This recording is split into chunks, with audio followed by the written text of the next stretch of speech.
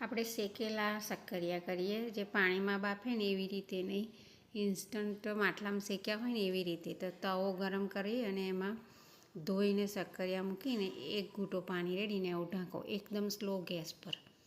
પછી એને પલટવાની જરૂર નથી.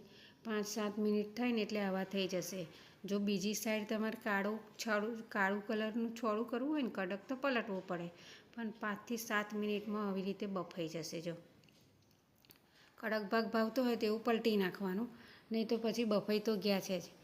અને એને ટેસ્ટમાં બી કોઈ ફરક નહીં લાગે કે ચાલ એનું પાણીથી ટેસ્ટ જતો રહ્યો હોય એવી રીતે. ચપ્પુ નાખીને ચેક કરી લો તો એકદમ સરસ બફાઈ ગયું છે. અને એને છોડું કાઢી અને તમે એને દહીં સાથે બી લઈ શકો, પણ આ બળેલું છોડું હોય ને તો છોડા સાથે બી ખાઈ શકો. એને આવી રીતે એને છોડું સાઈડ પર કાઢી નાખી અને એનું લીલું લસણ, લીલા ધાણા મરચાં નાખીને અને દહીં સાથે એનું શાક બી સરસ થાય, જે ઉપવાસમાં આપણે ખાતા હોય એ શાક.